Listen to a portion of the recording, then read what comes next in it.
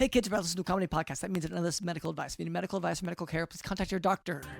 Welcome to the Jock podcast, Chief, featuring Dr. Chief London Smith and Chief Producer Cameron. Introducing your host. Hello, and welcome to the Jock podcast, where we discuss fitness and health and how to incorporate our modern understanding of science and medicine into our daily lives, but without it being so boring. I'm your host, drlondonsmith.com. I'd like to begin by apologizing to our listeners. We have received some feedback about the excessive amount of technical medical terms that I've been using, such as pernicious anemia and the holiday season. So I will try to temper my terminology to a simpler one in the future. Here to help with that is our producer, Cameron. Oh, Dr. London, you're not done with your intro, aren't you forgetting something? Oh, what did I forget? Did it? Okay. Well, this is pernicious anemia. Well, this is the beginning of our 5th episode. As you know, our episodes, they're 26 hours each, and we split them up. Yeah. Split them up. Our service provider only lets us upload like an hour at a time. Mm-hmm. But we're about to start our 5th episode, Dr. London. So I mean, we need to do a previously on. Okay. Yeah. So okay. Do you want me to previously on? Previously on the Jock podcast. The Jock podcast. Okay. What do you think happened to her? Oh boy, it's hard to say at this point. She looks like she's in rough condition. Not sure what happened here. You gotta get off my back about this, Chief. Well, I'm doing the best I can. You can't control me, Chief. You can't control what I do or how I do it. This is my world. You can't understand it. I don't play by your rules. I think making us both chiefs was a bad idea. Terrible mistake. We need proper hierarchy and authority, I think. Because right now we're just riding each other's ass. Trying to get this case solved. I'm in charge, and you're in charge. And by golly, and I say golly all the time, that's my catchphrase here, we're gonna get this case solved. And I'm the chief, and you're the chief. Okay, I think that was really good. I think that sort of sums it up. I think clarifies a lot, because for any of our new listeners who would be confused at this point, I think that solved all of the issues they would have had.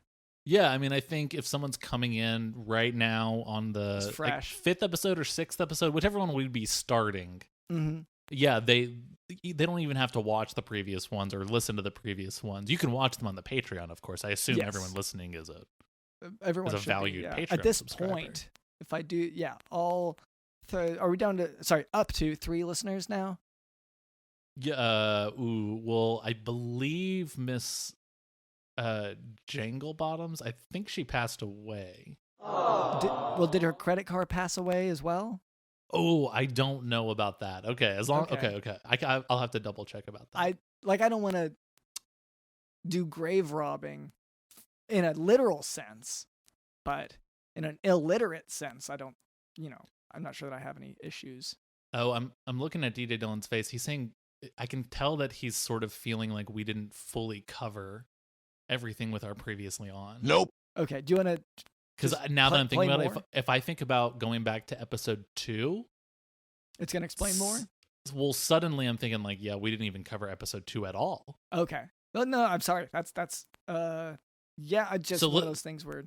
DJ Dylan, you can do all the editing later, and you can kind of attach all these together. But we can add more to this previously on, okay? Yeah. It's just previously on the Jock podcast. Well, I don't know if I can be chief at all. I feel like there are already 6 chiefs, and maybe you have enough, and I can actually go do the footwork. Like I like doing the in the street stuff. Yeah, I mean.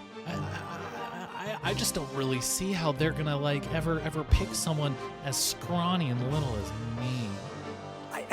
I mean, I want my chance, but like I really feel like I could make it in the streets. By golly, it's time for you to be chief along with the rest of us chiefs. It's a great pay. The salary's so good. Okay, yeah, no, I see that. What do we have to do? Do we have to do something specific to become a chief? No, you accept the payment. Oh, well, okay, that might be your opinion as a chief. As my opinion as another chief, you gotta be in on the take, brother. Oh, I'm sorry. Yes, you obviously gotta take. You gotta take bribes, and you gotta we do all the drugs that we pick up, and and all that sort of stuff. Yeah, you do have to do a lot of drugs. You got to do all that and prove yourself, prove that you're cool. The reason why we have so many chiefs at this point is because we just catch a lot of criminals and have a lot of drugs, and at a certain point you have way more drugs than the criminals. So we have to do the drugs is what we're getting at now. Yeah, we had to promote people so they'd party with us, but like not get in trouble for it. We'd be like, no, we promise it's cool. It's very frustrating for us because like I don't want to do. I was stone cold sober for years. Yeah. And then I got this promotion. It's been difficult, and I don't like it. It's not easy on me or my family. Well, I mean, I'm not exactly sure, sir, Chief. If I want to do any of those drugs or take bribes, like you're saying, I want to be a good chief. Well, a good chief takes the drugs and takes the bribes. Oh, yeah. So that's in the job description. Like it's literally written in the job description now. Well, I mean, I guess if you say so. Okay, it's not just me. Like I'm saying, like it's filed away this way, so this is just kind of how it's gonna happen. I mean, you don't have to get into the logistics of it. It's just you could supply it. Yeah, have your lawyer take a look at it if you want, but like it's pretty straightforward. No, I meant the drugs. Oh, you could probably just supply those by now. I think I'm ready. Okay, well, you do have to sign the paper. I'm sorry, we are getting into the logistics side of it, and we do have to do that before we can move on to the rest. So, it's... Wow, what an amazing episode. I'm glad we finally covered episode 2. Yeah, because if you didn't have that information of like how... I mean, yeah. How we got to where we are now. I feel like any listeners could be... Once again, like if you were a brand new listener, if you only listen to the first clip, you might not understand what this medical education podcast is all about. Right. And sort of our vibe. So I'm glad we sort of covered all that.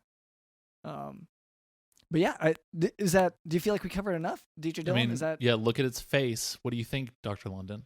It's pretty hard to gauge, honestly.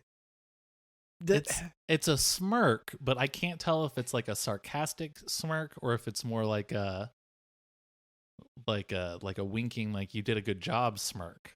I guess going forward throughout this episode, just to make sure people are caught up, if we feel like people are not caught up enough, we can do another previously on. Okay. If we kind of get to that point where we feel like it's not working. His face is unchanged. Okay, so I guess he either likes it as much as he liked the previous thing or dislikes it as much as he disliked the previous thing. Okay. I feel like that's usually Digital Dylan's. Anyway, so that's our producer Cameron, and then of course Digital in the house is with us there.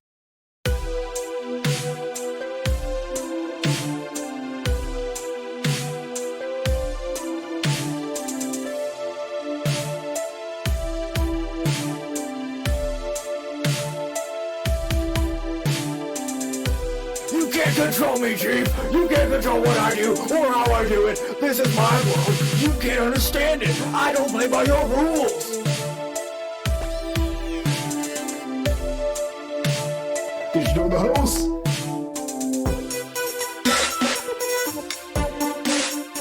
And I'm the chief, and you're the chief.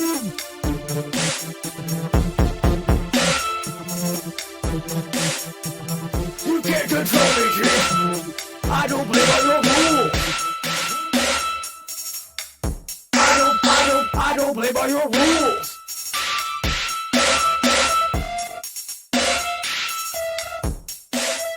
I don't play by your rules.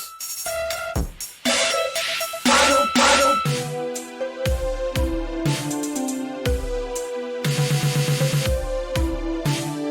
play by your rules. I don't play by your rules. You can't control me, Chief. And later, Cameron tells that we can expect a special guest. That is correct, Dr. London. All right, so look forward to that. But before we move on, I would like to address a bit of listener feedback. This note comes from a listener from our Tubby Kids contest. This listener, unfortunately, only weighed in at 145 pounds, and so that disqualified them from entering the tub zone, but sort of as as their consolation prize, they got to submit a question. So See, they said, "I need you to tell my husband that we were together last night, intimately," end quote. So I should say our Tubby Kids contest is for adults only. Oh, yeah. That's and the people in it are very fit. I feel like the name does not represent the contest in any way. Well, it says contest, so in any way, I think it. Oh, okay, yeah. Yeah. But in like child at heart kind of thing is, I feel like, emphasized slightly. I mean, it's very adult themed, everything, but like, I feel like every adult themed thing is child at heart. Yeah, but it's a lot of like it's a lot of like signing up for the military and stuff that's like buying cigarettes. A lot of it's very explicitly 18 and up. Yeah, kind of. Yeah, a lot of liquor licensing and but yeah. So anyway, this comes from them, and they just wanted. I guess I don't know if it's directed to me or you, Cameron. What was the question again? I need you to tell my husband that we were together last night. ... intimately. And so, I guess. Well, I mean, I can't imagine that was me. I was just sleeping with my neighbor's wife. Okay. Well, so it's not. That's what I was doing last night. So they're not accusing you. They're just saying they need you to say it. So say what? Because I feel like that must be talking about you. I was busy last night I was over at my neighbor's wife's house. Yeah, just sleeping with the neighbor's wife. Yeah. Well, they're telling. Okay, if it's directed towards me, they need me to tell their husband that we were together last night. They could be talking about their husband, so maybe just reiterating the knowledge they already have that they were together, the husband and wife. Oh, maybe he has Alzheimer's. Yeah. Oh. How old were the people in this Tubby Kids contest? I mean, given that our patient, our listener demographic is, at least 110 years old. Yeah. I'm gonna go ahead and say most likely this is a case of. I'm impressed they got a note written, I guess is where I'm at now. So, you're shocked that a person with Alzheimer's wife was able to write a note? Well, this part, if they were in that contest, yeah, it's. Oh yeah. By the end of the contest, they are not. It doesn't. It ages you up. Let's say that. Wow. Yeah. Yeah. That's the last thing they need if you're like 110. Yeah. Yeah. I'm not in the contest, so it's hard for me to really tell. But yes, you are judging the contest. Yeah, but I feel like you saying it's hard to tell. It's like, what are you judging on? Yeah. For me, it's like caloric intake versus deficits, and like there's something to it. And I guess since you're not a judge, I guess it's hard for you to judge the judge. I guess, and you're getting into a whole. Anyway, to me, it just seems weird to have this contest of incredibly fit 110-year-olds to determine which of them is the tubbiest. These like extremely like people who could kick my ass easily. Yeah. And you're for some reason trying to measure scientifically by calculating their calories who is the tubbiest. It just seems strange. I don't know. I guess I don't understand the tradition of it, but that's. I mean, we're kind of. It's the holidays, and this is part of that. I don't know what to tell you. Like, I didn't even know it's a holiday thing. I mean, again, there are more levels to this tradition that I didn't even know about. Yeah, my mistake. It just, I guess, maybe read a book. I don't know what to tell you. Anyway, thank you to the listener for your question. What book? That's I guess the Quran is pretty big. Is probably in there. Some of this stuff. Okay, yeah, I'll give it a look. That are like, I don't know, the screenplay for the second Twilight movie also, I think, had something on it. New Moon? Yes. I think that's it, yes. So you've read that. Okay. Yeah, I've read that and the Quran. Okay. And you still don't know. Okay, that's on me then. I'm going to have to I guess find out where I get my ideas of tradition. Thank you to that listener. Now for today's medical lesson, medical topic, gastritis. I like how it was also the screenplay for Twilight 2 and not the book that the movie was based on. Okay, that's what I was referring to whenever I asked if you had read it. So well, you said the screenplay for the movie. That's a completely different thing. Okay, whenever I asked, I didn't, and listeners can go back and play back this thing, because I'm pretty sure that I kept it vague, assuming that you were going to be saying that you had read the screenplay for The New Moon. So if you were deceiving me by saying that you read the book instead of the movie. I read the screenplay. I'm just saying I've never read the book. I'm saying it's convenient that you weren't asking about, did I read the book? Yes. Because you asked, did you read the screenplay for the movie that the book was based on? And the answer is yes. Okay. We're on the same page. On the same page. Yeah. Okay. It's so defensive so quickly. I just, once again, I like to keep evidence. I like to document everything. Yeah. Yeah, you say that a lot. You take pictures of a lot of things and say, I like to document everything. Yeah. Well, I mean, there's proof for you, I guess, if that's what you're wondering. Like, I really do like to. Just proof of what? Just the holidays. On. Yeah. Okay. But, and it's a holiday thing, too, that you're taking all these pictures? Not for today's I'm sorry. Medical topic. For questioning. Gastritis. You. Gastritis, sometimes referred to as gastropathy, is an inflammation or erosion of the gastric or stomach lining. Is it a regional thing? Is that why it's called different things? Like people in New York are like, hey, gastronomy over here. Honestly, it could be. I think it might be a little regional. I don't know that it's necessarily a East Coast, West Coast situation.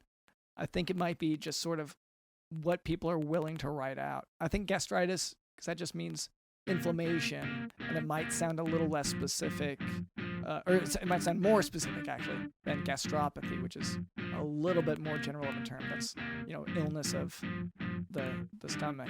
In any case, so causes of gastritis include alcohol, NSAIDs like ibuprofen, that's non-steroidal anti-inflammatory agents. So it can also be caused by Helicobacter pylori infections, portal hypertension, and stress, such as burns, trauma, sepsis, and multi-organ failure. Atrophic gastritis is specifically associated with a vitamin B12 deficiency, so take your vitamins. Anyway, clinically, patients with gastritis will often... This is all seeming very shamey. Okay. A lot of this disease seems like you're saying it's your fault.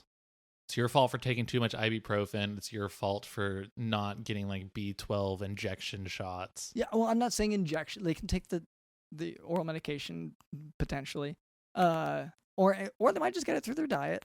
But I guess I should also make it clear, and I think I made this clear at the Tubby Kids contest. It is your fault if you screw this up bad enough. So, like. I don't like this blamey attitude coming from a doctor. I know you do this with a lot of your patients. Like if you have someone who's got a twisted ankle, you're instantly like, well, how are you running and standing? Well, whenever you twisted your ankle, I did ask that. And then you said that it was in circles and you were trying to pogo stick with your leg and it was down a steep hill with jagged rocks. And yeah, sure. But none of that should be relevant if you're just going to shame the patient, Dr. London. Focus on healing them. Okay. No, I guess I'll try to improve that. So anyway, clinically, patients who have this gastritis, however they got it, they will often present with gastrointestinal bleeding without pain. And it could be your fault, actually. You should say that. You say, however they got it, and maybe I caused it. Okay. Me, Dr. London. Yeah, like I guess. In what kind of scenario are you thinking? You watched that Scrubs episode where Dr. Cox says that you can just take a handful of ibuprofen and just throw it at someone. I think it's maybe the first episode of the show. And you said, yes, I agree with that. And so you started feeding your patients handfuls of ibuprofen. Whatever they can catch, whatever lands in their mouth, they can take. Yeah. That's a prescribed dosage. So you're blaming it on someone if they have a wide enough mouth to catch too many ibuprofen that it's their fault. Yeah. Because you took this advice from Dr. Cox on NBC's Scrubs. I want to say, first of all he made that standardized medical advice more public. But that's standard medicine. That's how you approach it. Just a handful. Well, it's whatever lands in your mouth. It's the handful is not all it is. It's whatever lands in their whatever they catch. So, you shouldn't. I don't know. I feel like this is still. I mean, if you have a larger mouth than someone else, I don't know. I'm not the doctor. Medicine. I'm not the doctor. And then, of course, potentially too much of it. You do have this, or you have kidney problems, whatever. But anyway, so. Gastrointestinal bleeding without pain is gastritis. The severe erosive gastritis can present with epigastric pain. NSAIDs or alcoholism in the history is a clue. The gastrointestinal bleeding can range from a mild coffee ground appearing emesis. Emesis is another word for vomit. That it can be due to a large volume of vomiting of red blood. They can also have black stool, which is also known as melena. However, there are no unique... Well, however, listen to a few weeks ago when we also talked about red vomit and very black stool and how it can actually be completely normal because it could have just been some high C you were drinking. Okay. Or like some of the like red flavored Sunny D. Yeah, if you're drinking a whole lot of... And you could have been eating very dense foods. We covered this a few weeks ago. I remember that. Yeah, you kept pitching all these other ways that you could have these things, and that I should have been asking about these different colored foods. Yeah, don't assume that it's their fault. Okay, yeah, no, I guess I'll start include. I just have a long line of questions already. But anyway, so there are no unique physical findings for gastritis. Only an upper endoscopy can definitively diagnose erosive gastritis. An upper endoscopy, that's where they stick a camera attached to a tube and they stick that down your throat. Who's doing that to me? So that'll be probably the gastroenterologist. That'll be the gut doctor, basically. Okay. Okay, you're good with that. Good. Well, I was surprised. You just said that someone is going to do this to you, and I was like, I don't. Who is doing this? So there'll be a doctor who. Is this tomorrow? Who does this normally? It's more for patients who have gastritis or who have suspected gastritis. Is this? I thought that's what this is. Is that you're diagnosing me? I thought that's what the medical lesson was for. I mean, now on our 5th or 6th episode. Yeah. So. Is that it's you telling me what I'm dealing with? Is that not right? Okay, now I feel like you need one of our, just a recap, whatever we were doing, to see. Do you want to see from episode? You think I need a handful of ibuprofen, whatever I can catch? No, I was gonna say just to look back at episode 3, just because it sounds like you're forgetting some of what got us here. Oh, yeah, that could be. I kind of zoned out. You want to go for that real quick? Play it. Yeah, okay. Sure. Previously on the Jock Podcast. Hey. Oh, hey. So I'm kind of liking being chief. It's nice. I don't know if it's safe for us to be having this many drugs. I'm actually trying to change the system from within. I'm kind of rebellious in that way that I'm trying to stop taking bribes. I mean, I've been really enjoying the drugs. Why hasn't your voice changed like the rest of ours? You're still talking in that like pipsqueaky voice. Yeah. Okay. Well, it's because I'm really trying to, lay off all the heavy stuff and I'm trying to kind of go. Here, try this. No. I'm good. Snort I'm good. this. Put your face in this. Just put your face in this and just breathe in. You're just gonna breathe in. Just breathe in. There you go, Chief. There it is, Chief. You got him. Well, that'll learn him. I mean, he's not moving, but that'll learn him. He'll figure it out eventually. Well, he's twitching, but he's not. Yeah, but I mean, just twitching just maybe means that he. I think I need more. Can I? Okay. All right, I'm back. All right. Well, Hey, Chief. Thanks for giving me this job. I love being chief. No problem, I guess. We need more. We need more chiefs. It's still a very big problem since we kind of run the drug ring here now. I mean, it's not really a ring. It's just an ongoing party. It sounds like you're just giving away free drugs to other chiefs. Yeah. It's not. to call that a ring. Well, it's because we still have to apprehend the drugs. We have to, and of course. Is a Golden Corral a food ring, or is it just buffet? Okay, well, you know, know? it sounds like you need a downer because you're getting a little uppity, buddy. All right. Is that how that works? I gotta assume so. Yeah. All right, see ya. Yeah, does that make sense now? Now everything kind of okay. I will not interrupt. Go ahead and finish your lesson. Anyway, so testing for Helicobacter pylori should also be performed using endoscopy because this is the most accurate test for gastritis. Sorry, for that cause of gastritis, and because H. pylori it would actually require specific treatment. Although anemia may occur with gastritis, there are no specific blood tests for that. So, also radiologic studies such as upper GI series would not be specific enough. So once again, upper endoscopy would be the way to go. Treatment for gastritis is with PPIs, that's proton pump inhibitors. And remember that stress ulcer prophylaxis is indicated in patients with mechanical ventilation, head trauma, burns, and coagulopathy. All right, Cameron, you said that we have a guest today. Is that right? That is correct, Dr. London. Okay. Hello there. My name is Dr. LondonSmith.com, and this is our producer, Cameron. What was your name? Hi, it's so great to meet you. I am Dr. Deborah Upper, MD.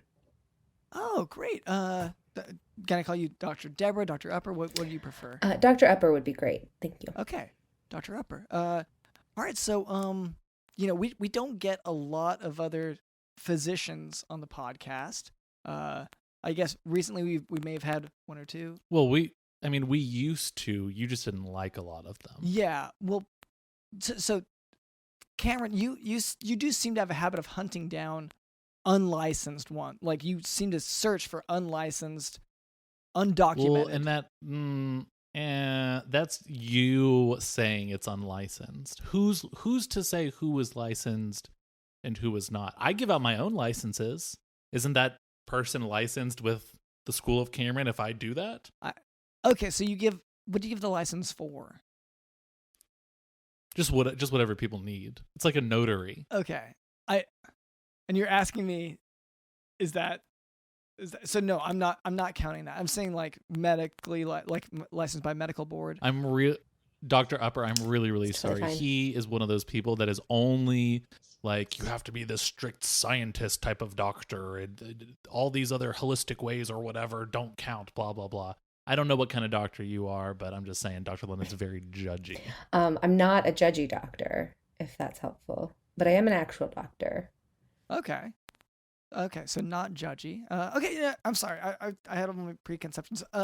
Hello there, Dr. Upper. I apologize. Welcome. What brings you to the podcast? Well, your lovely producer Cameron asked me, and I couldn't say no. I am an ophthalmologist. Okay, so that's did you say ophthalmologist? No, I do the whole body. That ophthalmologist is just the eyes. I'm a whole body doctor. I know I am familiar with that. I wasn't just. It's weird. It's weird because you said you were a doctor. Yeah. But. Yeah, Dr. London, it sounds like you don't even know what these words You got very confused very early on in this interview. So it's not an ophthalmologist. It's not an optometrist. It's an ophthalmologist. Okay. Yes. Okay, so it's the study of optimism. Is that? No, I'm a medical doctor. I just don't give bad news. Oh, wow. You're sort of combating all of this negativity in the world and the universe that everyone's always like, oh, this bad thing is happening. Oh, you've got to get this cut off. How many people avoid going to the doctor because they don't want bad news? Wow. I would say that's definitely the number one reason people don't go to the doctor, and it's insurance. Not sort of any financial. It's never the money or anything like that. It's always the fear of the unknown of what they're going to be told when they're there. Everyone has enough money to go to the doctor. That's not hard. Okay. It's that crippling fear of being told something you don't want to know. Wow, and this is a great antidote to the sort of Dr. London, negative Nancy, you have this disease that I gave you from throwing so much ibuprofen in your mouth, kind of just. I mean, I've been here for 5 minutes and guy. he's already been so negative. Dr. London, you need a few lessons, I believe, on optimistology, being a little more. Yeah. Okay, and I'm here to learn too, and it's great to have another professional, sort of here with us so that I can learn. So it's optimistology. You don't get that. So do you like sort of specialize in antidepressants? Is that? No, because then I would have to be telling you are depressed. And people don't want to hear that. That's a real bummer. Yeah. Okay. So do we so for example, if I walk into your office and I've got my hands are visibly bleeding. First thing right off the gate, I'm going to tell you don't have cancer. Oh, wow. That's awesome. Doesn't that feel good? That feels really good. I might just be able to leave after hearing that and just go on the rest of my day. You'll be super fine. happy. With your hands bleeding and potentially having cancer. No, I just told him he doesn't have cancer. Yeah, so I guess that's one. So do you know that in that scenario, is there some way that you are absolutely sure and convinced that he does not have cancer? I mean, I didn't find any cancer. Okay. So wow. So in medicine, as you know, we would call that, I guess, a gross examination, where you basically you're eyeballing it to see. I also don't Dr. love London. that term because you've now called him gross About it. Okay. That's so hurtful. This is how he looks at his patients as they Cameron, walk you're not in. gross. I just want you to know that right now. He sees me walking in. My hands are bleeding. And his first thought is you're gross. Is, ew, this guy's gross. He has stigmata. We need to do something about it. Okay. Yeah. I'll admit that when I see you walk in like that, I am thinking gross in every meaning of that word, because it was disgusting to me whenever you walked into my office like that. You walked in, your hands bleeding, and you were saying, do I have cancer? It's so unprofessional of you. It's almost comical. Wow. Just calling your patients gross. It sounds like I'm about to switch doctors. Well, is what it sounds like. I didn't say out loud that you were gross, but that's, it's a gross examination. You look at the person, and that's when your medical encounter starts, is looking. Already, are you thinking that all of your examinations are gross? Yeah, it sounds like by default that's where your mind goes. That's so hurtful. Dr. Upper, after you make this observation, you see someone, you make the call. Is that the end of the meeting? Is that the end of it? No, it depends on what else you would like from me.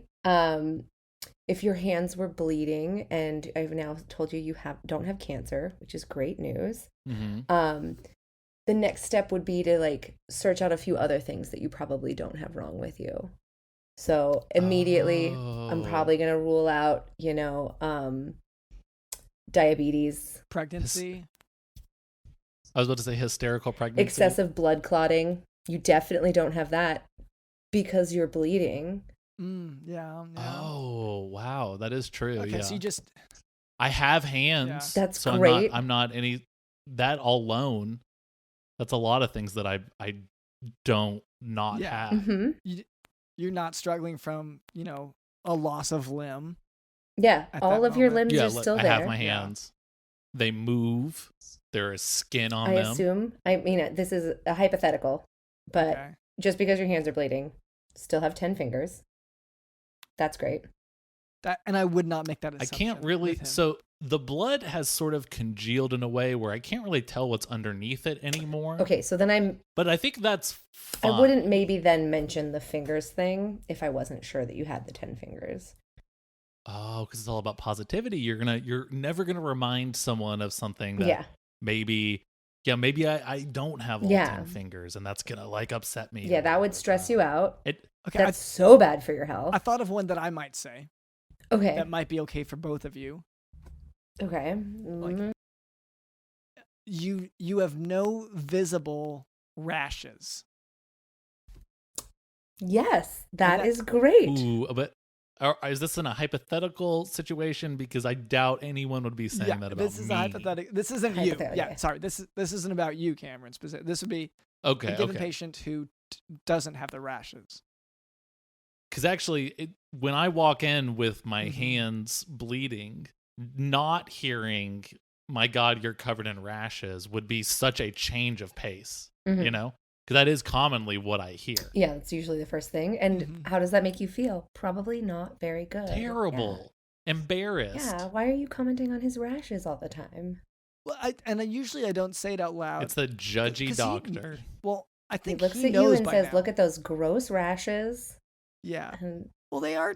I mean, like, I think categorically, if you were to define it, in a dictionary, they are disgusting rashes. Like, they're not like even. I don't want to focus on them, but like. It's this huge emphasis on how gross your patients are. Dr. How London. often do you go to this doctor, Cameron? This sounds awful for your mental health. It has been at least weekly now. Oh, well, my apartment is on top of his practice, and I have to get out. I've got to use like a fireman's pole. Oh, into the office. So, and I've got to go through his office to get out. So basically, the office is above your apartment, and so a lot of times I'm not even. A lot of times I'm not even going to see Dr. London. I'm just passing by, and he notices the bleeding of the hands, and then immediately comments on how gross your bleeding hands and rashes are. Okay, you know what I'm realizing now? Because once again, my practice is on top of your apartment, and the only exit for you, which aside from the whole fire escape issues, is the only exit for you is the fireman's pole. You have to climb up. So. Yeah, I had said before that my apartment was above your practice, but the other way you around, actually have you actually have a 2-layered practice, and my apartment is wedged between. I slide down the pole to get to my other. It depends on how many patients I have in a day. And then Cameron's not allowed to use the ladder. So. Okay, well, this isn't normally a diagnosis I would give. First off, but addressing the bloody hands. I'm so sorry. Are they caused by the fireman's pole? Okay, now actually, hold before we move on here. Bloody hands, isn't that a British slur of some kind?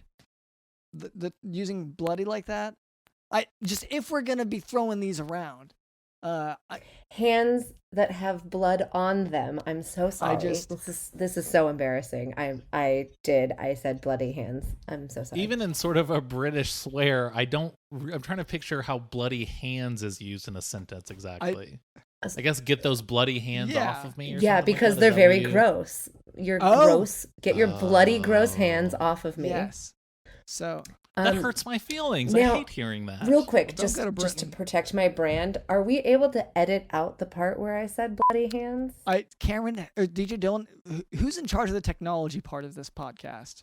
We sort of just drop most of the audio in a bucket. Oh yeah, okay. And then just sort of swirl it around, and that does most of the editing. That could really damage my practice. If at all possible, I would really appreciate it. I understand you have a lot of power now in this situation. It's just whatever the bucket churns out. So we hopefully that it's just hard to get because audio is so tiny in your computer. So when you're sort of churning it out and you're doing all the editing and stuff, it's hard to pick just every little speck that you want. You kind of get the podcast that you get. I would say that come by on Saturday. We're going to be churning it together.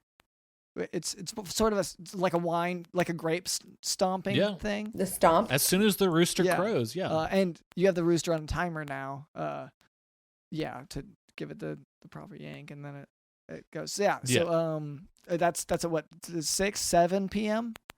that we do that. Ooh, well, it's after Rooster gets home from work. Okay. Rooster is my cousin who lives next door. Yeah, works on the weekend. So once he gets home, he crows. Sure. And then we begin churning out the podcast. And we do this every weekend. We call him the Rooster because he's the only guy named Rooster that we know. Yes. Oh. Yeah. Oh my! I got so confused by that. Okay. I'm sorry. That's a guy named Rooster. We've had a lot of sort of word riddles today, but hopefully that that makes a lot more sense. That's straightforward. Yes, come by on Saturday around 6 or 7. Right when the rooster crows, yeah. And I'll try to get this. Churn. You just basically your foot the patterns. The hands comment out. Yeah, it's gonna be a matter of how you step, really. Okay. It took me a while to be as good at it. Well, it's kind of like, okay, if I go to the store and I buy no pulp orange juice, I can pretty much guarantee that there's not going to be any pulp in that orange juice. But if I'm making my own orange juice and I'm trying to make it pulp free, I'm going to be honest, there might be some pulp in there. That's what happens when you make things at home. And I miss those little imperfections that make things their own. Authentic. Yes. And so that's why we can't edit that out of the It's podcast. like vinyl. Probably not. Yeah. Almost certainly it will not be edited out of the podcast. Yeah. No.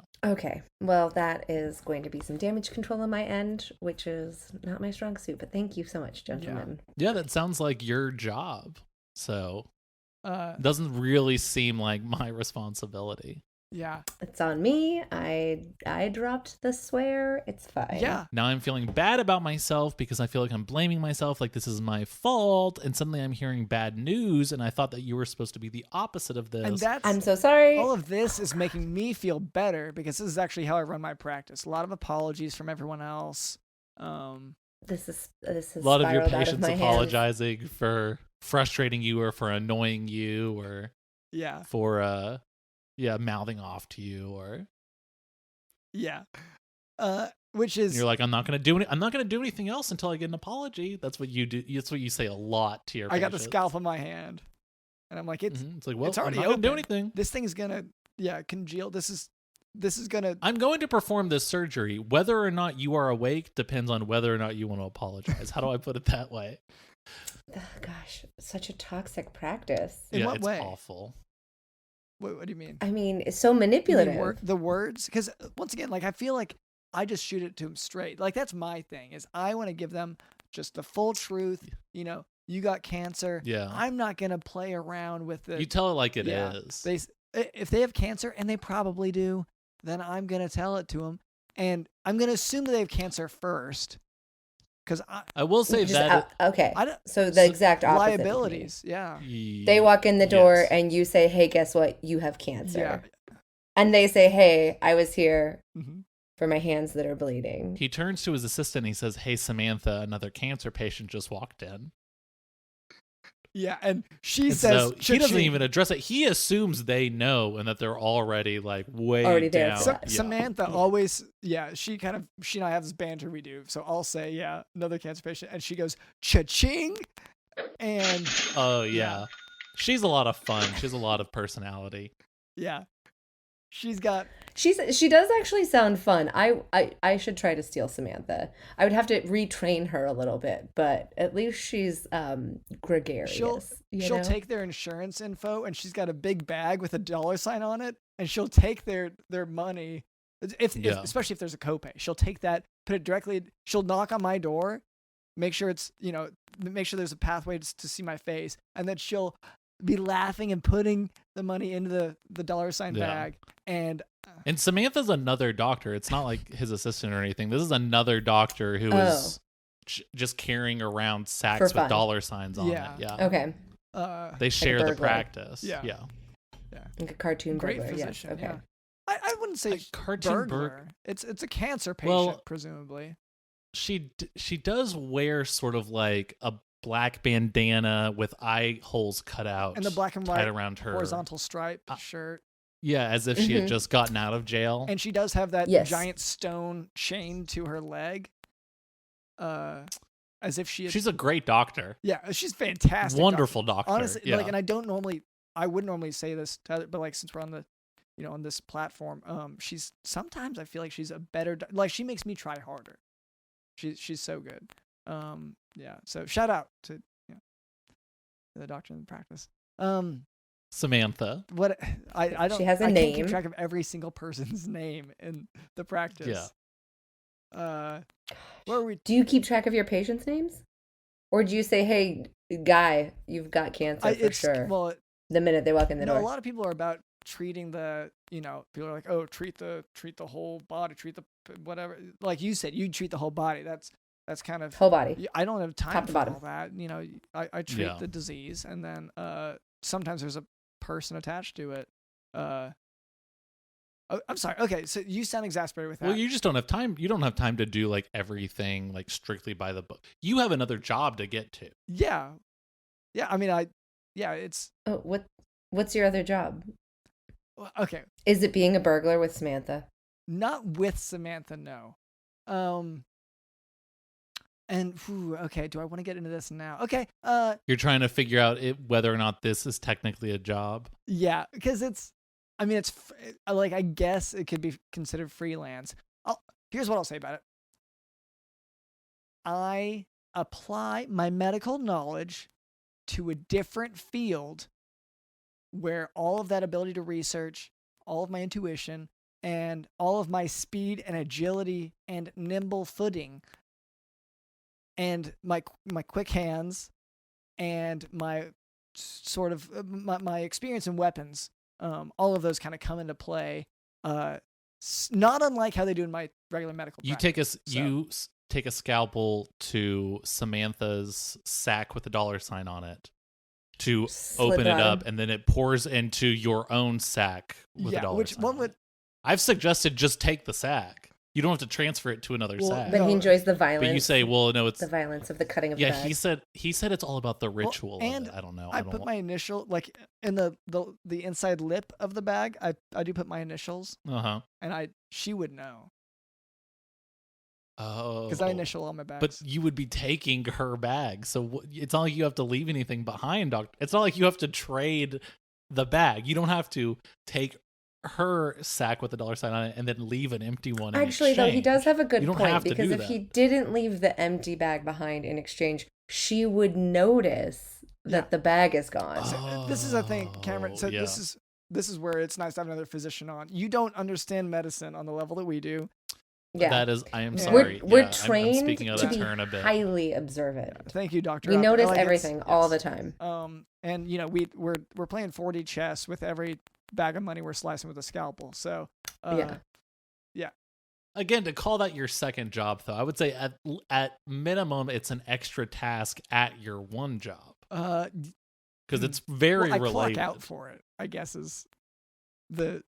Yeah, you don't put it on. You don't put it on the time card. Out of your. That's smart.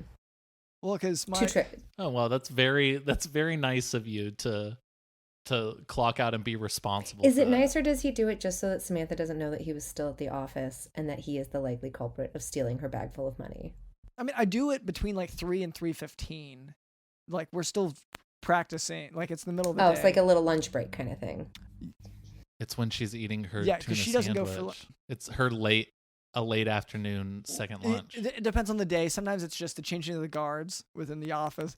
I feel like we're getting so focused on my practice, though, whereas we have a guest here. It's totally fine. I mean, I Dr. was Upper, brought in to discuss what I do, but that's your systems are very fascinating. I've learned a lot. I will not be implementing any of them into my practice personally, but I want to hear about some, like, tell me about like a typical patient coming in. Tell me about your practice or any plans you might have for your practice. You know, we are looking to expand. The optimus. I'm so sorry. I haven't had enough coffee today. Optimistologist, Yes, the optimistologist. Oh, wow. We are looking to expand to several different states, so that is very exciting. Okay. So it's been pretty successful. Wildly. This venture. Honestly, people we're loving currently having to turn patients away, which we don't like doing.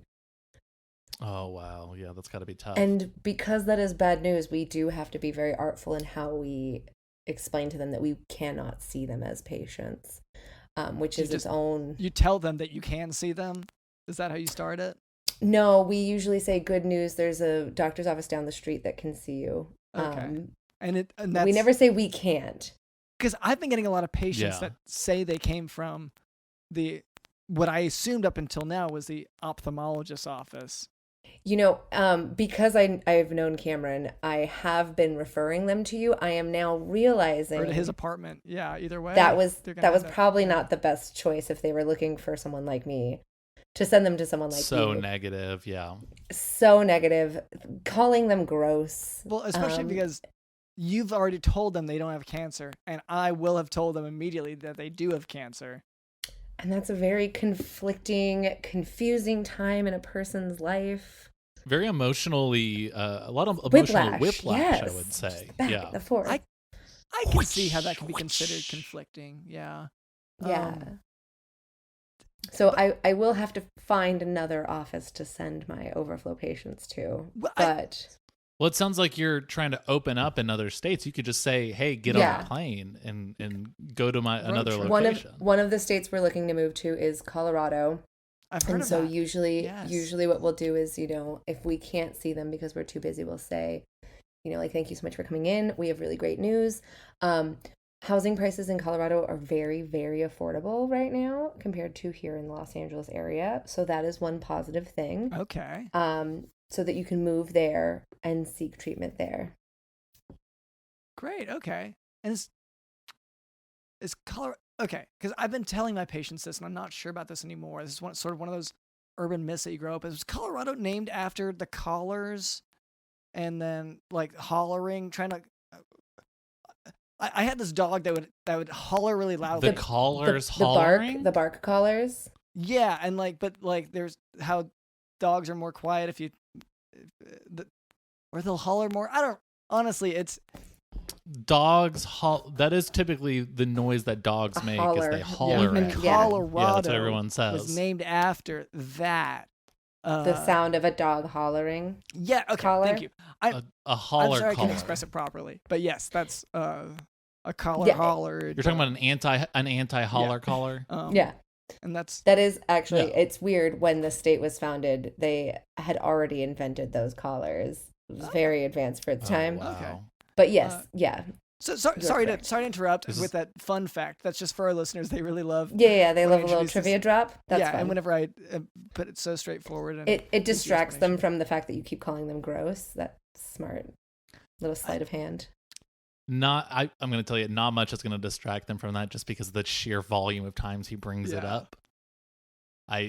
I feel like if you forgot or were distracted, you would be reminded very quickly. Okay, yeah. You say it like it's bad, though. It's not great. I guess it's subjective, right? Whether or not something's good or bad, whether or not someone is being told they're gross every few seconds. And Dr. Upper, I think you'll understand on this. When it's the doctor's opinion, it's not a subjective anymore. It is objective at that point. Oh, it is objective. It is. That is sort of true. But again, I treat the whole body, and you only treat the disease. Yeah. Okay. And so your constant negativity is affecting the whole body, not just the disease. Okay. Well, walk me through your patient appointments further. So we've gotten past the beginning where you say you don't have cancer. Yes. They've got stigmata. We'll do some lab work. Bleeding hands. We are a traditional lab. So we'll draw some blood. We don't like to use needles because people do have a fear of needles. So we'll usually ask them to maybe eat an apple, but very violently. So they'll accidentally bite the inside of their cheek, and then we'll just swab the blood from there. So we don't actually puncture their skin with anything. It's self-inflicted. You know what you should tell them to do is to eat kettle chips really quickly. Just they're really sharp, jagged edges. That is and smart. they might get up in your gums a little bit. We lean towards apples because they are a little bit healthier. Apple a day keeps the doctor. Ooh, telling me that kettle chips is unhealthy makes me feel bad. I feel like that's bad news you're giving. I didn't say it was unhealthy. I just said it was. Apples are slightly more healthy. So it is healthy. Okay, I'm good because I eat a shit ton of. They're a potato. That's a vegetable. You should be fine. Okay, yeah. That is true. Okay, so you've gotten the lab work from the patient by having them chew apples really fast. Yes. And getting a swab from there. So you're at that point. You've sent for the lab work. In the appointment, do you read them a bedtime story? I feel like if you can't give them bad news, what are you doing there? We're usually asking them things about their life, so we get a little overview of their lifestyle. Do you have friends? Okay. Friends are a positive thing. If the they answer say is no, yeah. Yes. If they say no, we say that's okay because a lot of people are terrible. Okay, yeah. So you it's don't like need good them. news that they don't have any friends. Yeah. Friends would just detract from your life at this point. People are very selfish. Then we would ask maybe if they have pets. Okay. A feline companion. If they also don't have that, we usually point out, well, that's also very positive because they tend to die before you do, and that is very sad. So you're avoiding that situation. Okay, good. Yeah. But what if one of your patients says, "But my cat died yesterday. I'm still really sad about that. Why would you bring that up?" That has never happened. This is a curveball. Oh, okay, wow. Let me get into the moment. Yeah. Cameron's a patient. Okay. Cameron's a patient. Do you have a cat? Oh, not anymore. It died yesterday. Well, that's actually fantastic news because a lot of people develop allergies to cats later in life that could negatively affect you. So you've avoided this stimulant that will cause maybe something bad to happen to you, such as rashes or breathing problems. I guess I'm 7 years old. So, I mean, I'm not really concerned too much about later in life at this point. Every point of life is later in your life. At whatever age you are. I guess that's true. It can be a later in your life. Doesn't matter how young you are. 5 days later is later in your life. And scene. Yes, that was really good. Thank you. You're a great patient, Cameron. Thank you. One of the things I really liked about that is how, Dr. Upper, you just started laughing at a certain point. That trick I have used, because if you start laughing while you're talking, it doesn't matter how bad the news is. It seems like it's actually kind of okay. So oh my gosh, you'll tell them, okay. You have maybe 3 hours to live tops. Like, you are bleeding out. No. And they're goner, but and then they start chuckling too. Laughter, highly infectious. Yeah. Of course, I guess you phrase it that way. For me, I actually don't say it that way because a lot of my patients are superstitious, and so they will stop laughing, and because they get worried that's fair. But that's where I draw the line. I don't really want to put more on to you, Dr. London, but do you think they're highly superstitious because you were always telling them terrible things? So they just immediately think that everything that you say is bad, such as... Yeah, they've got to they just have to find hope in this world because they're constantly being told the worst things ever. So yeah, they're going to lean towards maybe superstition and just hoping something else is out there, not just this decrepit body. That's what you say to them. Yeah, well, decrepit is... And it's not my fault that that's what their body type is. Oh my God, you tell them they have decrepit, gross bodies? Well, if they do. If they don't, of course I don't, But a lot of my as a medical doctor, I know that most bodies are decrepit. Yeah, they're disgusting. You're not dying. supposed to tell them that. Yeah, but... I will say, though, with the word gross, most of the time when Dr. London brings up the word gross, he's saying, ew, that's so gross, ew. And he is talking about...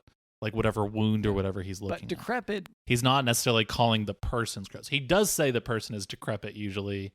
But the specific or monstrous issue they have is gross. Sometimes... But he'll usually point and go, ew, what is that? Ew. He does that quite a bit. But usually... So sometimes that's me being caught off guard. And some of the time I do, take out my phone and put it in front of where my finger was pointing at their wound or whatever. And I pull up a picture of something gross on my phone, and then I'm like, oh no, I was talking about, this picture of this bug. So. Okay, that's fair. Bugs are really gross. Yeah. So. Well, this bug is, yeah. Oh, you have a specific? Again, he should delete the picture from his phone. I will say that. It has saved me so many times. But he's keeping it, just because when he gets caught calling someone's wound gross, you can save it real quick by being like, oh no, it's this gross bug. Yeah. If you weren't so insistent on giving bad feedback to your patients all the time, you wouldn't need a safety net of a gross bug. Exactly. But okay, well, that part, can we practice it, Dr. Lennon? Just real quick, just trying to be positive. Okay. Yeah, no, I'll try to. Dr. Upper, do you want to pretend to be the role play the patient real quick? I would love to be the patient. Thank you so much. Okay.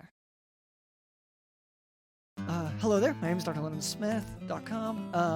Welcome to the Prideful Hope and Love and Doing Better Later Clinic. Thank you. Yeah. All right. Could I get your name? My name is Stacy. Stacy. Okay. Is that with an F? No. The E goes like that. I'm sorry. Dr. London, you can skip the spelling part. This will take a really, really long time. Yeah. You don't have to be that literal in this I feel like role we should play situation, get into the actual exam and the news skip giving. the spelling and okay. Insurance. Don't ask about insurance or anything like that. We can we'll just move on. assume that she's paid up already. Okay. She can handle it at the front desk. My medical Samantha history took care has been of filled that. out. The other doctor. My weight, my age, you know all this. Okay. All right. So what brings you here? Oh, I'm not sure because I'm not a doctor, but I think it looks like sorry, not doing. Sorry. Okay. Keep going. It's not cancer. It's not cancer. I'm not a doctor, but I do believe a car ran over my leg earlier today. Okay. What kind of car was it? Make, model? It was large and red. So was it? Okay. I was thinking positive. Okay. Could it have been one of those little electric cars that kids get, where they drive it around and it's, it looks like a really nice car, but a lot smaller, a lot lighter? No, it was around fire engine sized. Fire engine size. Okay. It might have been a fire engine now that I'm thinking Dr. about London. it. No, you gotta spin that into a positive. Maybe it was really cool to see a fire truck. It rolled right over above the knee. Okay. Did they was there a fire? I don't know. I had headphones in when it happened. But I am in a significant amount of pain. So you couldn't hear the fire? Or the car. Okay, did you... I'm sorry, because now I'm concerned about the people who might have been, burning in a fire. No, Dr. London, you're focusing on the wrong thing, Dr. I London. was on a street. I wasn't near a fire, but the vehicle was on its way to maybe possibly a fire. I don't know. Okay. I wasn't in the car. Tell Did you get Stacy the plates? how cool... License plate? No, I didn't. No, tell Stacy how cool it was that she got to see a fire truck earlier. Was a fire truck or fire engine? I'm sorry. Really cool. I have to break character for a moment. Cameron, you are incredibly good at this. See, this is when I was talking about licenses earlier and how who licenses what. We live in a world where Dr. London is a licensed medical professional. Whereas I am not, even though I'm clearly better so at much this better. job. Seeing a fire engine So is I very license cool. myself. They have flashing lights and they make loud sounds. They make loud sounds. Sometimes there's a Dalmatian on there. What if there'd been a Dalmatian? You missed all of these opportunities. I'm sorry. I shouldn't have derailed this appointment. You maybe would have gotten there. I was warming up to something, but I don't know that I would have figured out. Cameron, your hints were helping, but yeah, now that hearing you just say it out loud, it is a lot easier to tell what you were getting at with how it was a big red cool fire truck, and that might have been neat. I was not getting that from your hints exactly, but sure, yeah. In retrospect, I could hear. Yeah, I can tell if I had gone down that train of thought, that rabbit hole, I could have gotten there. So I guess. I'm sorry. I guess I failed. I thought I really had it. So she probably had cancer. That's the thing. That I wouldn't have caught the cancer. Oh yeah. In that scenario. Yeah. Did Stacy have cancer? No. She bled out. Oh. Cancer causing. Wow, blood. Dr. Lennon, she bled out from the cancer. There are definitely cancers that can have that effect. It's not obviously not as common, but then again, Stacy's 1 in a million. Well, and if she was hit by a fire truck, and you gotta assume some of those trucks are pretty old, maybe lead paint is involved. There's a lot of different negative aspects you can. Well, and the fire. Imagine. Didn't hear. Oh, that causes cancer. Yeah. The smoke. Because of smoke. Mm-hmm. Yeah. Smoke very inhalation. carcinogenic. And if she wasn't aware that carbon monoxide poisoning can be involved there, it's. But again, you guys are dwelling on all of the negatives. Stacy doesn't want to hear this. Okay. Stacy wants to hear she doesn't have cancer because she wasn't near the fire. She was just near a fire engine. Okay. And that was another point. So is a fire engine and a fire truck, I know they were used interchangeably, but I'm wondering now, she was run over by an engine is also what I was thinking, as opposed to a truck. And so it did make me wonder, is that different? And would that have factored in different diagnostically? Engine versus truck? Yes. It wouldn't, because really it's about the tire. No, yeah. And they both have tires. Okay. Yeah. I think it's the same thing, I think it's the same thing as well, but it's once again, if there are nuanced differences, then that's going to change the diagnosis. This is hard because I'm glad we took some time out to really figure this out, though. If we kind of stop the momentum of the show to figure out the difference between a fire truck and a fire engine. It's difficult because we're medical doctors. We are not firefighters. You're not car doctors. We're not car doctors. Well, and I did want to stop the momentum specifically because I thought it was funny that we were referring to it as a fire engine and fire truck interchangeably, and those are two different words. They are two different words. That's I got a little sloppy. I'm so sorry. Dr. London is learning about synonyms right now. He's just now getting into grammar. He's like binging grammar right now. Yeah. That's good. I'm admittedly not used to being the patient, so that's a shortcoming on my part too. I'm usually the diagnostic. Oh, you did a wonderful job as the patient. Any faults should be blamed on Dr. London for most of the things he says and does. Yeah. Now, Dr. London, when you met me, Stacy, as the patient, was your first instinct to say that I was gross? Well, yeah, but like a patient usually is, because you had cancer. Stacy had cancer. I see the reasoning here. Stacy was disgusting. She had cancer. She was decrepit. I just, I don't know if we're gonna fix you in one podcast. Okay, well, we have other things to do. That was very negative of me. I'm so sorry.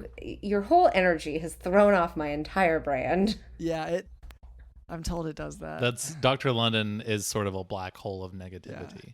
We could maybe turn this into a positive. We kind of have to do chores, Dr. London. Again? Is that today? Yeah, okay. Today we got it. I'm sorry, Dr. Upper, but this is, we just have to, like, these. Would you like me to try to put a positive spin on your chores? Oh. Ooh, yeah. That would be nice. Let me know what they are, and we'll workshop this. Okay. So, for those who are maybe a new listener, Dr. London and I have unfortunately been neglecting our to-do list. We have been letting the laundry pile up, the trash pile up. Dr. London has not scraped off his palms in at least a couple weeks. So your palms have gotten very, very hairy, and you have not done. It's gross. But it hasn't come up on the chore wheel. What is the chore wheel? Because our to-do list got so long, Dr. London and I created this fun chore wheel. It is a giant wheel with all of our chores on it. Every single week, we spin it, whatever it lands on, that is the chore we have to do. And so, Dr. Upper, would you be willing to give our chore wheel a fun little spin? Yes, and I already love that you have a fun activity. Spinning a wheel is so much fun. It's like a game show. It's way more fun than being told doesn't love a game show or being called gross. Yes. Yes, I would love to spin the wheel. Okay. Yeah, so just hike up there and then just go ahead and climb that ladder. It's a very big, you guys have a lot of chores. Yeah. And then when you get to the top of the ladder, you're going to have to use the grappling hook to sort of just pull yourself up. Just go to climb up there. Yeah, you want to swing through and go ahead. I'm impressed with my physicality, honestly. Yeah. It's been a while since I've grappling hooked. All right, can you give that a spin? I think so, yeah.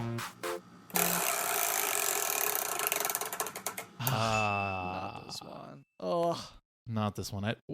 Honestly, it's the perfect time of year to do this, though. Yeah, no, I guess. So, the chore is that we have to clear up common misconceptions about the holidays. The holidays are coming up. Yes. And we, unfortunately, as years go on, traditions and legends and lore and all this stuff revolving all the different holidays around this time of year, it kind of gets changed. It gets caught up. It gets manipulated or marketed, or Coca-Cola turns it into blah, blah, blah. Yeah. we are here to set the record straight on some of these old holiday traditions. For example, I can just do this right now because there's a misconception that has been grinding my gears, Dr. London. I watch all these movies about Santa Claus, for example. Every single one is about how he is obsessed with milk and cookies. I heard about this. I'm gonna go down the chimney. I'm gonna get this milk. I'm gonna get this cookies. That could not be further from the truth, Dr. London. That is only people only think that because Famous Amos, the cookie brand. Of course, that was a huge part of their marketing scheme, was to convince people that Santa was this cookie freak. You're saying part of Christmas tradition was based in commercialism? It was just a weird capitalistic ploy to sell cookies. I don't. It's shocking. I know, and it's hard to believe. I don't know if I believe that. But the reality, that is not what Santa wants at all when he comes up that chimney. What Santa wants is he wants to be able to use your printer. Yeah. And he only wants to be able to use it for, he only needs it for a few minutes. He just has some stuff that he needs to print off. He doesn't have his own printer. No, he needs to borrow. He's got to borrow your printer. He's got tickets to print off. He's also got some things for work, and he's got some other things. He could also use $50. Yeah. He would love to be given $50. That's so much more useful to him because the overhead for the business he runs is a ton. And it doesn't generate a lot of revenue on its own. Yeah. It's purely loss. They're supported, yes, by advertising, but especially in this day and age when you got ads everywhere and they just diluted the amount that it's just, he could really use $50. So $50 or letting him use your printer. That's what Santa really wants. And I'm glad that we're clearing the record on this today. Yeah. Now, Dr. Upper, is there anything about the holidays that you're just tired of hearing of and you want to clear up? Personally, yes. For me, it's the use of tinsel. Oh. The shreddy kind, not the garland. The garland is fine. Okay. But the insistence on using tinsel in your trees. Yeah. Tinsel was originally created as dental floss by Big Dental. Wow. Okay. Oh no. And so they just kind of shoehorned it into the holiday. Right. To start the subliminal messaging of you should be flossing more. Because dentists should always be flossing and they're always they're on liars. You. They're always on you about the flossing. Flossing actually very bad for you.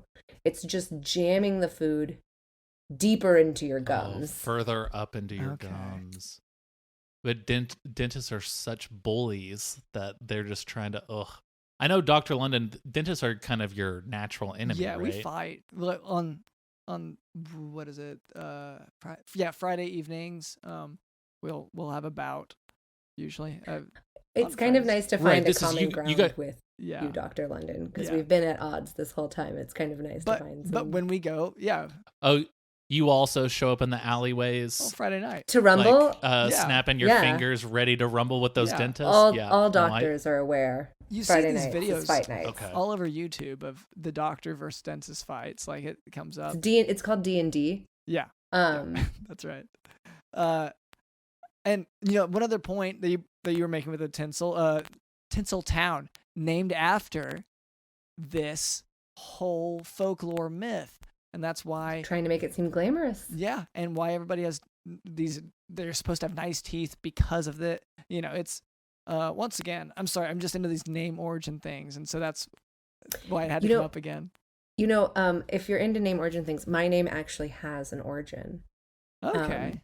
The reason I am Dr. Deborah Upper, as a child, I was mercilessly bullied. So as it really formed who I am as an adult now, and I didn't want to be a downer. So I married someone with the last name of Upper. Yes, that's the so that I could take their name. Yeah.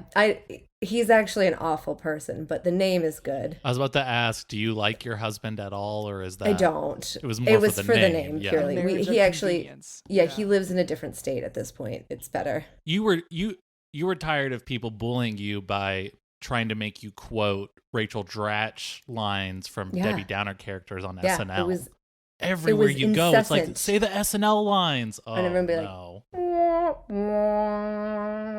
oh, no. So I married and took his name to become Dr. Deborah Upper.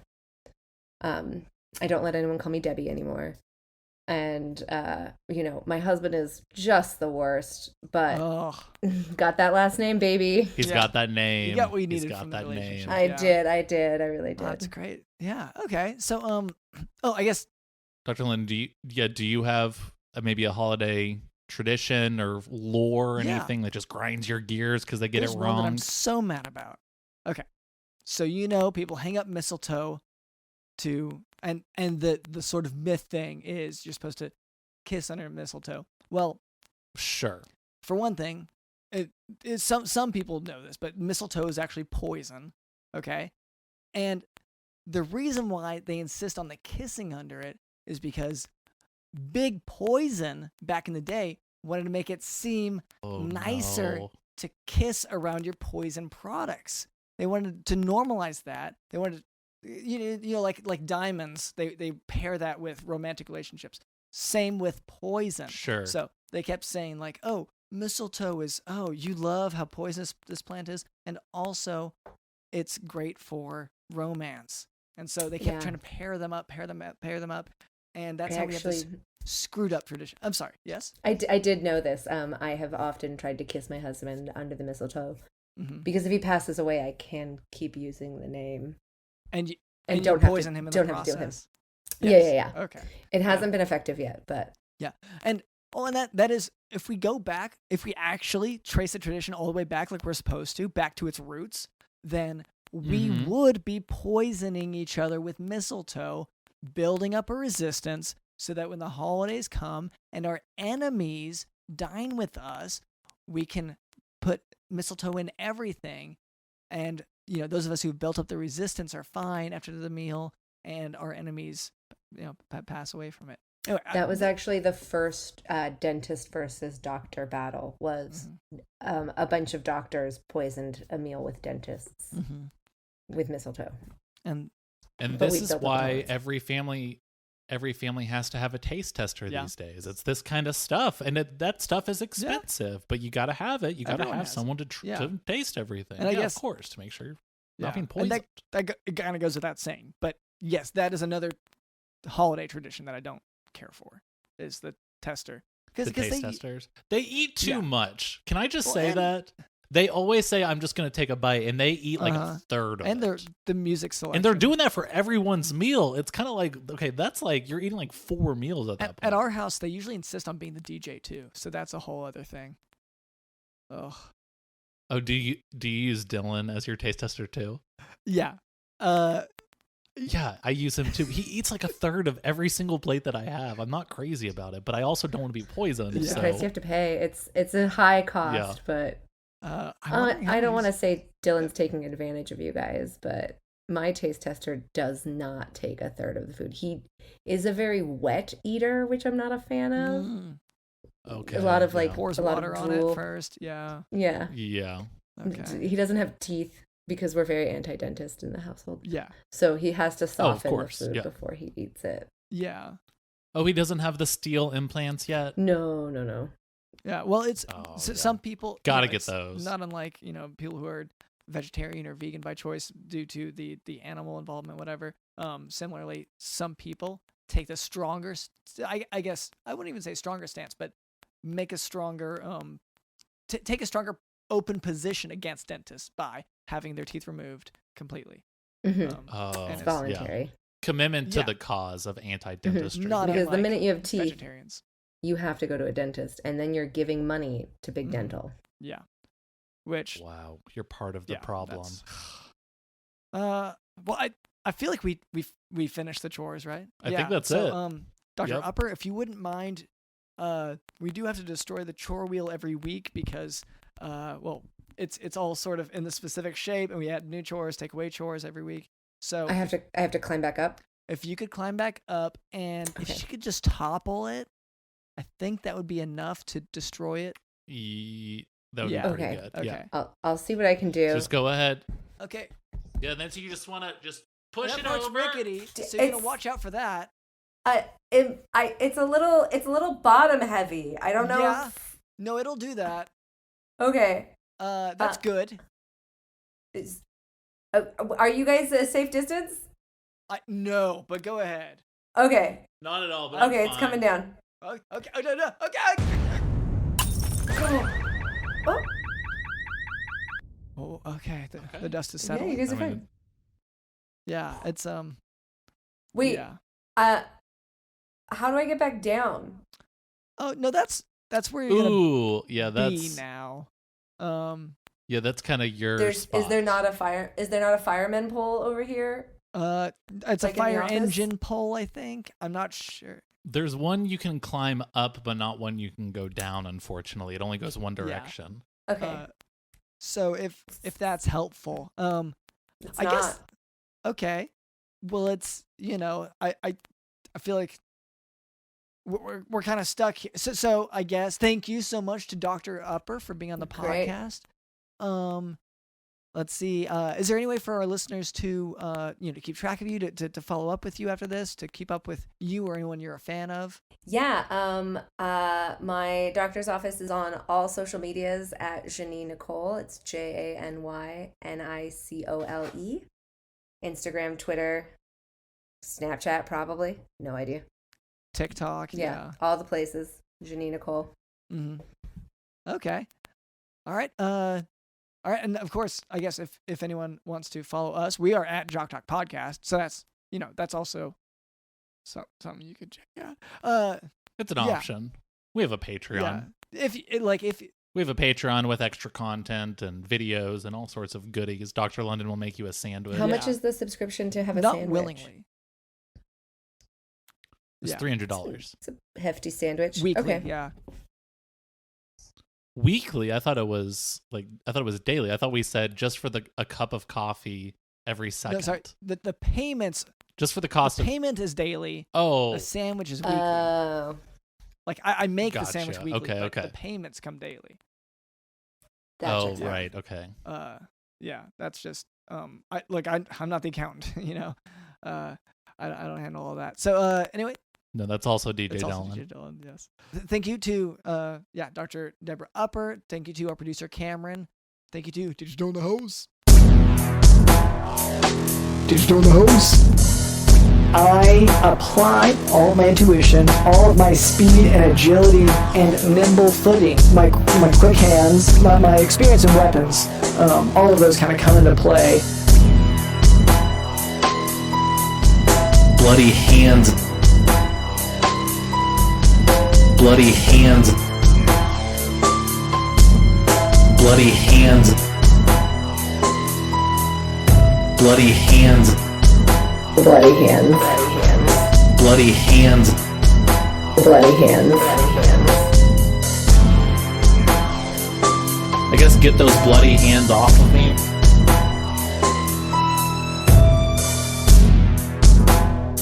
Bloody hands, isn't that a British slur of some kind? And are we able to edit out the part where I said bloody hands? Bloody hands. Bloody hands. Bloody hands. Bloody hands.